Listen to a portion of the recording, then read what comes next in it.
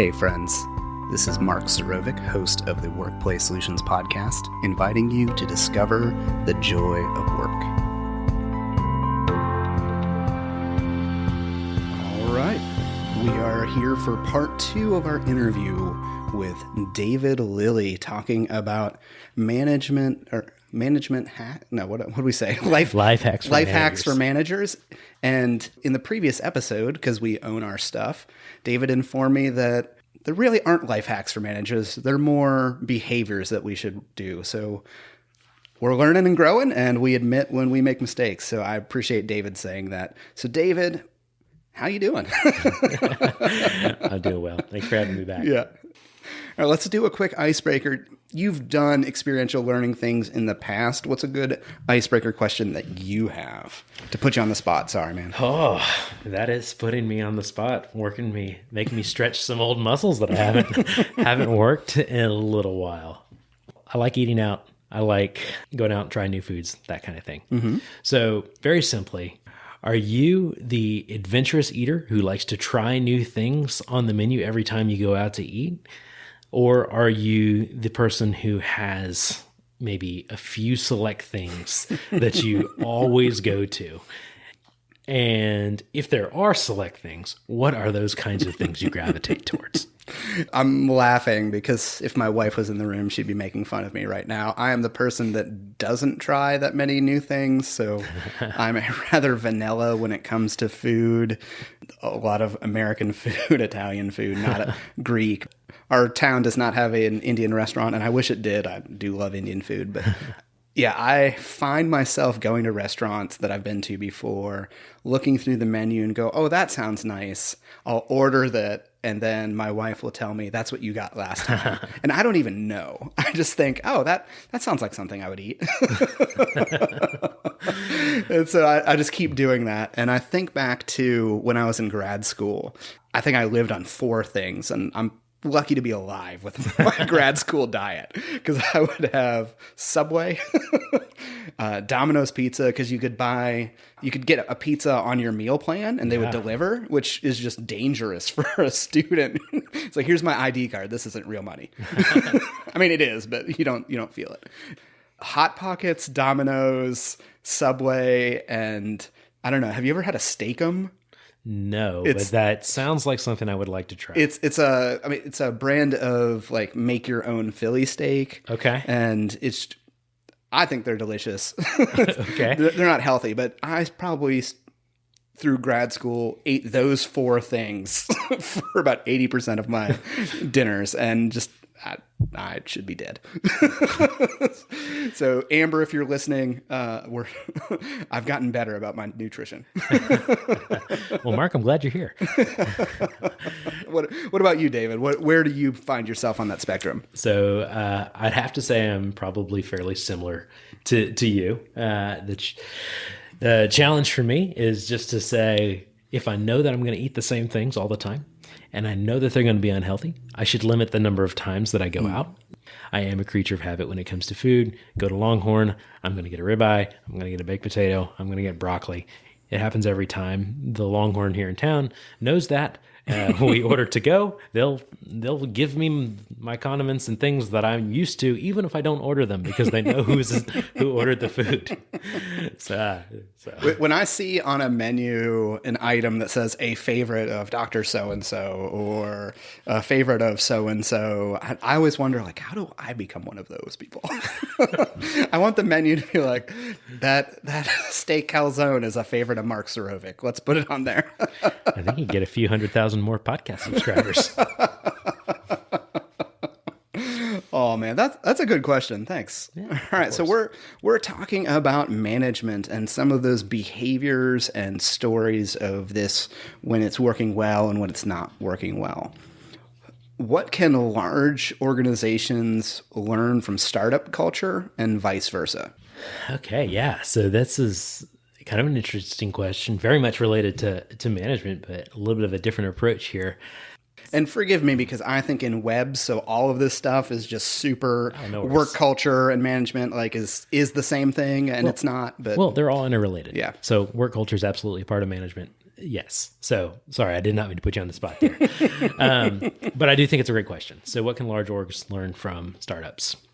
I think one of the things that startups do really well is they're relentlessly customer centric. They're hyper focused on the people that they're trying to serve and the solution that they provide to the problem that customer has.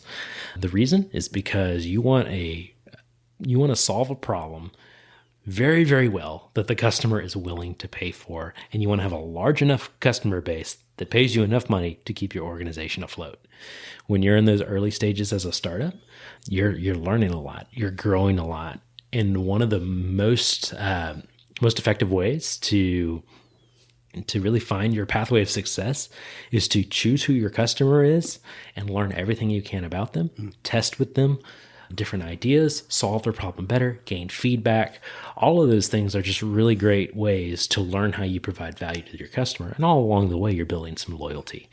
And so for startups, that's a great way. And I think for larger organizations, and a lot of large organizations actually do this fairly well. They just have different departments that handle this, but staying focused on the customer. When you go public and you have shareholders involved, suddenly it's not just about survival. It's about financial performance.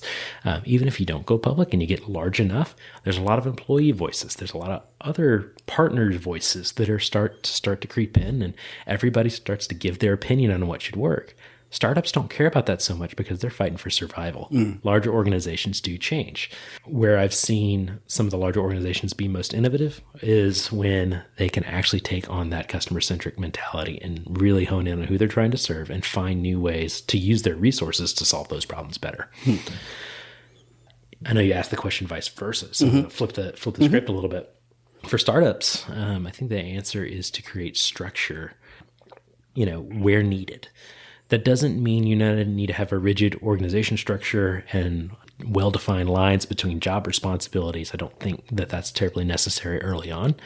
But what should be structured are how you are testing ideas with customers. So conduct experiments, right? When you have an idea of, I don't know if this is going to be the right way to solve this problem, take one idea and take another and try to solve them two different ways and ask for feedback along the way. If you're not sure which ad is going to have the greatest reach, make two. Do both. And test them against each other to see which is better, and then try again and try again. That iterative process of conducting structured experiments that are controlled and you know what you're testing for can really speed up the timeline for startups to produce something that is actually valuable to the audience they're trying to serve. Large organizations do this phenomenally well with marketing, with R&D. They have these structured experiments in place. So for the smaller organizations, startups, just create that structure. It's not bad. Flying by the seat of your pants doesn't tend to lead to great results. At least know what you're doing. That's good. That's good. In the last episode, you told us a story of someone who nailed it. Is there someone that helped you and supported you in your career? What did they do, and how did that help you? Why are you thankful? Yeah, man, there's a lot of people. I assume there is. I could put in that bucket, but if you made it on your own, you probably ran over everybody on the way there. Yeah, so lots of people that fit that helpful category. I'll call out one just for the purposes of this conversation, and that person's name is Chris Fitzgerald. Okay.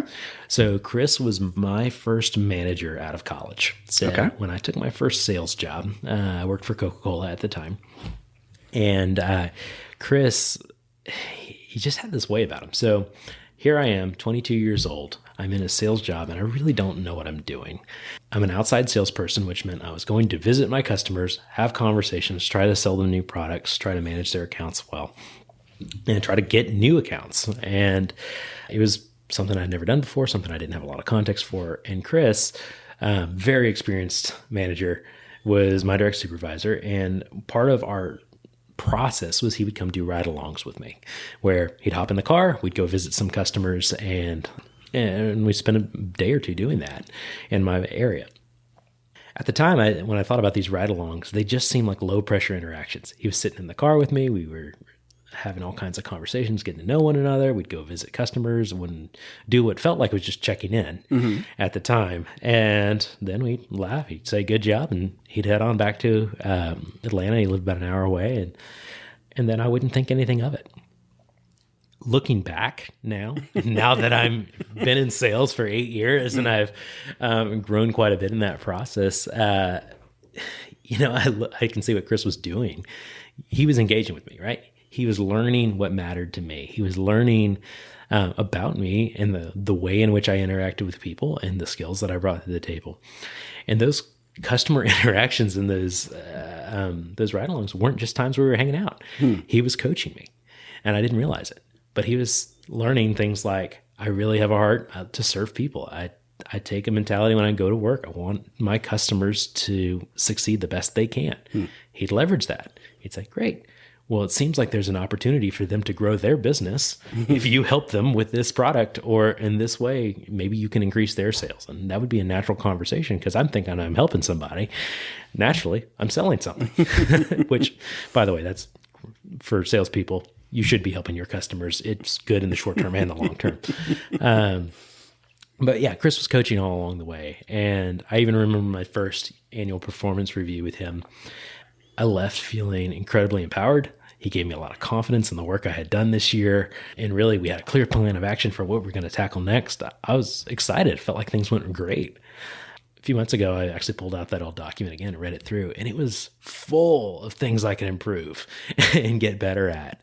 And I just think about that interaction was Chris was using all that information to help me get better, to deliver better results. But he did it in a way that inspired me and encouraged me to be an active participant in that. I love that. I love when leaders take an interest in their people as human beings. I think that's one of the things that just there's never enough of. So yeah. I love that. So without throwing anyone, a person or organization under the bus, unless this is a very public story, tell us a story of someone whose management was less than ideal. I think most of your listeners, most people who have ever worked a job can think of an individual in their mind that they say, that is what less than ideal management looks like. It's an unfortunate reality, but if you ask that question, most people have an answer and can picture somebody in their head. So rather than kind of restating what I think a lot of people already know to kind of be the picture of, or a picture of less than ideal management, I'm going to share kind of a brief story that, and I think we'll kind of get back to the answer to that question. So in the 1970s, Ford released the Ford Pinto. And you might be familiar with us. I don't know. I'm sure some of your listeners are kind of familiar with what happened here. But in the late 70s... It was a raging success. Everyone drives a Pinto for the last 30 years. There's a reason there aren't any of them left on the road. Let's put it that way. So long story short, Ford built the Pinto. There was a defect in it that caused the deaths of several people because of where the gas tank was located in the rear of the car. When cars were rear-ended, the Pinto had the tendency, or at least some propensity, to burst into flames. Not ideal for the participants who were riding the car.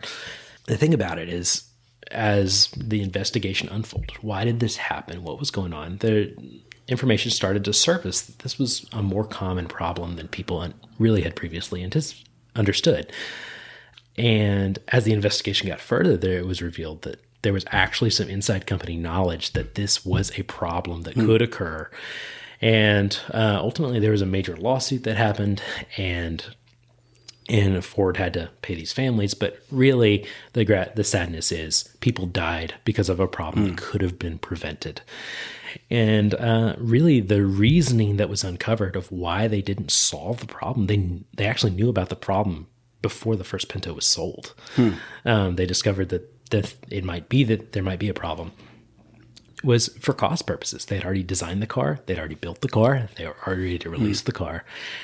And Ford, at the time, they made a judgment call and basically did a calculation and said it was less costly to go forward with it than it would be to retrofit all the cars and do it. And so by doing so, they inadvertently put a value on what they determined a human life to be. And it was a major failure for the organization, not just financially, but from the public image. Ford had a lot to recover from. And it's classically taught as a business ethics case study in a lot of classes today. But I don't want to just talk about ethics because that's a different conversation. That's obvious in this case. That can be another class. Really, when I look at it as a management failure, right? So for that to get to production with a known problem, for it to be sold with a known problem, for it to be signed off on by leadership with a known problem that could potentially kill somebody, there was clearly a situation where one side of management, this cost controlling piece, this management of resources piece where you're trying to maximize the value of the company and all that, was overemphasized. And the value of public safety and really the lives of some of their own customers was de-emphasized. When I look at that, I look at it as a management failure because they didn't understand the full role of upper management, of management within the company.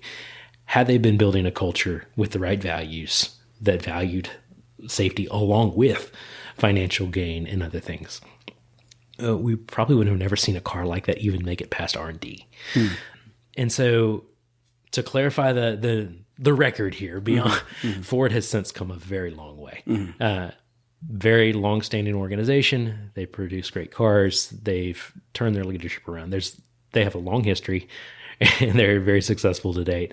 But this was a tough spot for the organization at that point in time. And so I look at that as like, when we go back to the question of what is less than ideal management, sometimes it's just overemphasizing the one aspect of management. Sometimes it's forgetting about the other things that you're responsible for. Sometimes it's forgetting about the impact of your work in pursuit of results. And so I just think less than ideal management doesn't have to be what we always classically think it as. It can be too much or too little focus on one other aspect. That's an interesting point of view because I'm running through that lens and thinking about other whistleblower things that are in the news right now, like a certain airline and their aircraft. Yeah. And just that overemphasis on one thing versus where you forget other things. I was reading an article recently about a company that believes that turnover is actually good for the organization, like having a high level of turnover. So they actually hire people so that they can fire them and have their numbers artificially higher. And I don't understand that. Yeah. Like that's and it's a very big, well-known company. I'm not going to mention by name, but I remember reading that. I'm like, are you out of your mind? Like, that's the system. They've adopted that philosophy that says, in order to keep the system fresh, you need a certain number of people coming from the outside on a regular basis. And here's the target for that. So that was the top leadership decision. And then the hiring managers were saying, well, I don't want to get rid of my people that are great. So I'm going to hire people that I have no intention of keeping so that I can meet that metric. And I hear things like that. And I just go, oh, like it feels icky. It feels icky to me. Yeah. I mean, wow. I need to find that article. Yeah, that was please a good one. Send it my way. We have time for two more. Let's go spin the wheel of embarrassing moments. We do, as every time we have a new guest, we do try to get this one out there. So tell us a story of professional failure where you were the person that screwed up, and what did you learn from it? No, I didn't have anything prepared for this one, but that's fine. Plenty of embarrassing things, I'm quite certain. I keep a notebook of them. I probably should. I'm not sure if there's one instance that I can think of right now, but the embarrassing things for me are typically situations where I am not prepared. So right now, something like that. I'm really sorry, David. No. But in a professional context, though. Okay. Like, I think there's been plenty. I'm a salesperson.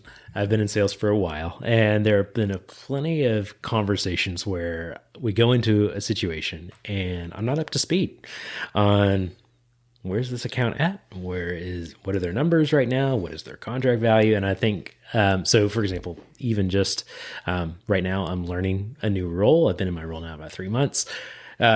Sometimes you jump into a role and you still got a lot to learn. So I was thinking if about, you learn your entire role in 3 months, then your role might not be very big. Exactly. Well, I'm nowhere near, I'm learning everything, but I think back maybe even a month ago, on a call with a customer, and actually have a teammate of mine on the call with me. He says, "Hey, remind me again, what's their contract?" I don't have it pulled up.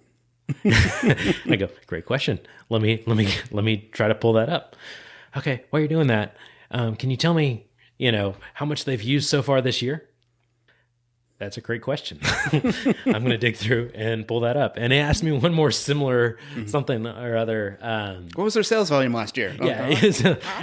Yeah. And so it's, as the person who's supposed to be responsible for those kinds of conversations, and have that information ready to make the other person look good, I just wasn't prepared. And so it's a good learning opportunity to be prepared and take a little prep time before you talk to a customer or things like that. Obviously, I think just building in that time, the lesson I learned from that, and something that one of my managers also mentioned to me, is don't make back-to-back sales calls.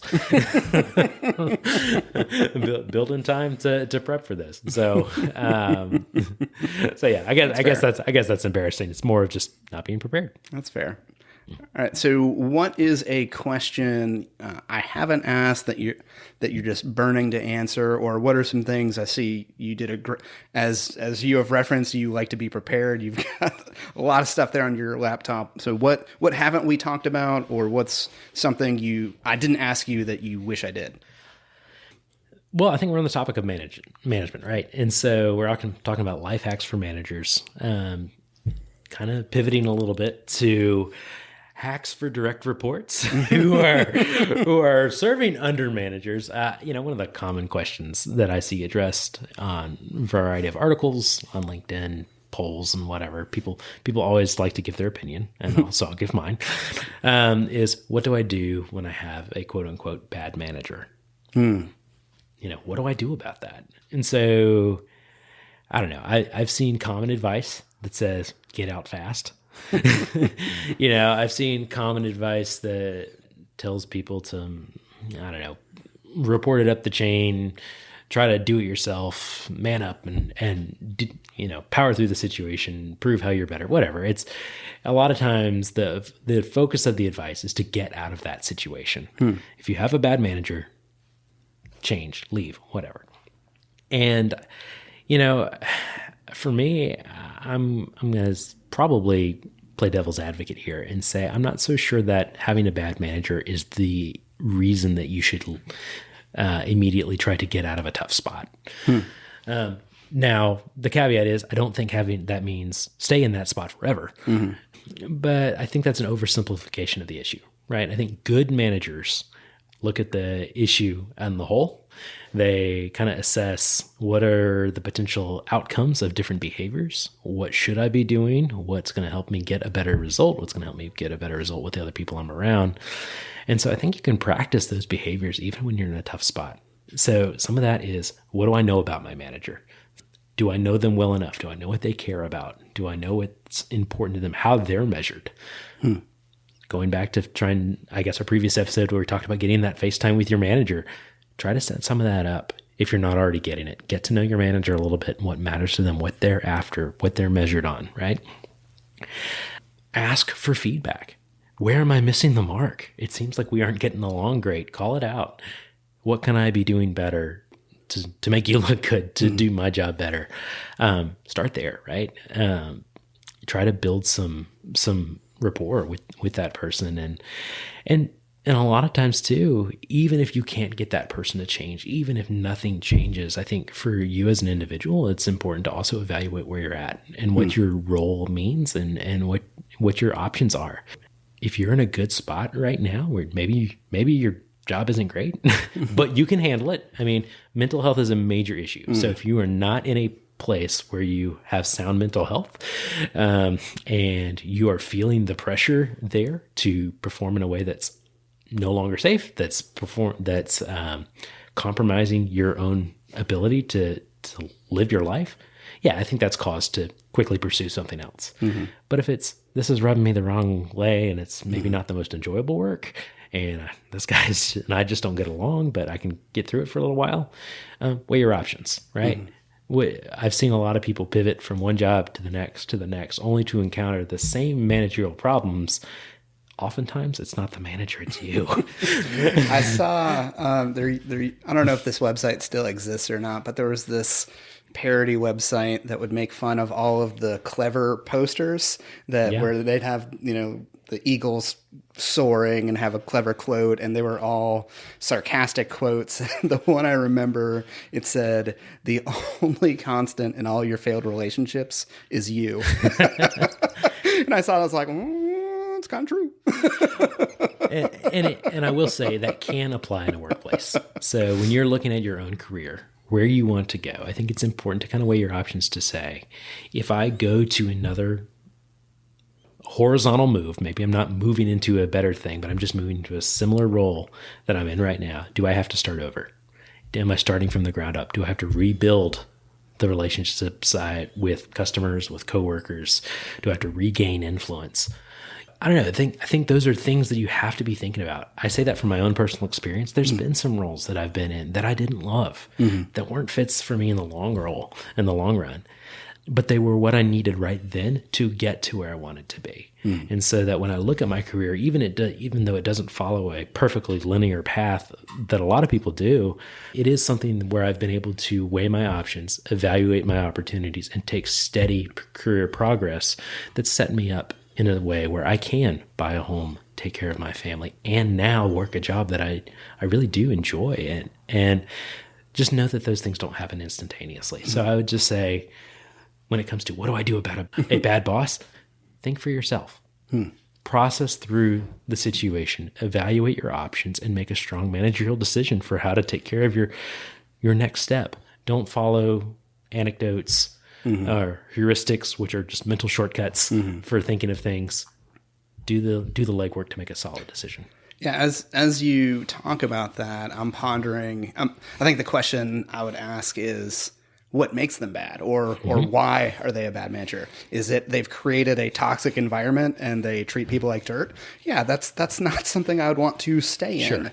Is it that they are one of those people you referenced earlier where they were a great individual performer but haven't learned these skills and techniques and behaviors of management and still approach it like a individual contributor? I've always had a lot more grace with folks. I know they're trying. I know they care. They just need to be trained or get some information versus if this person doesn't treat me with dignity, then that's a hard place to start from. Yes. So yeah, I totally agree. If you're in a toxic place, if someone is not treating you with basic human dignity, it's going to be a hard uphill battle. But if it's, I don't love this person, and the way and their managerial style doesn't match with mine, make a good decision. Yeah. And at Workplace Solutions, we are pro human dignity. Yes, absolutely. All right, final thoughts. Anything else you want to say before we wrap it up?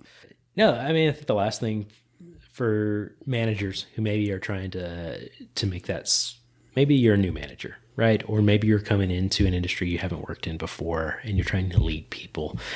I think one of the things you can do is just try to learn the work. Try to learn what your people are doing. It seems simple.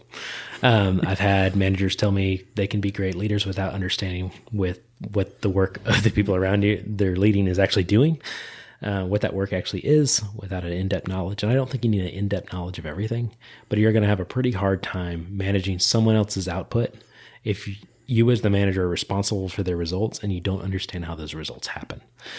And so I would just say, if you're in a new role, if you're in a new industry, if you are taking over a team, take some time to get on the front lines with your people. Go on a sales call.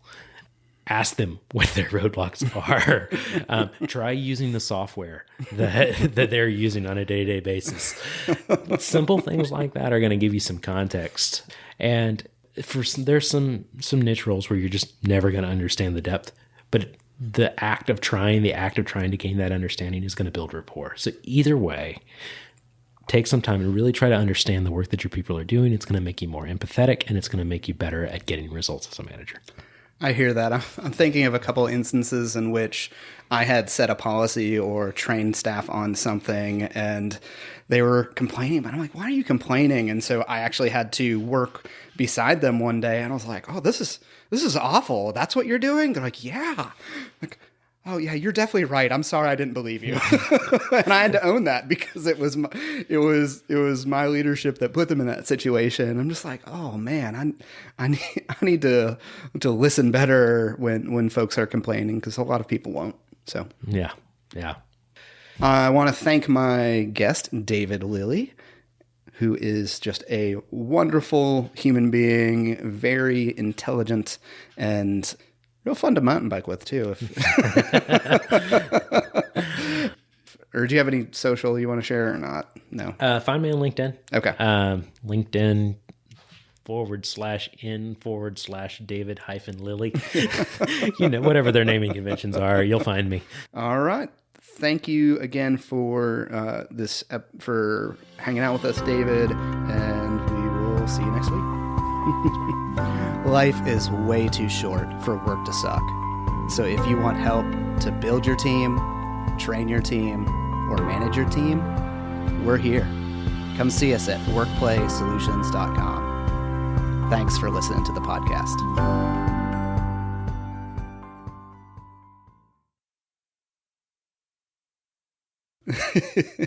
All right.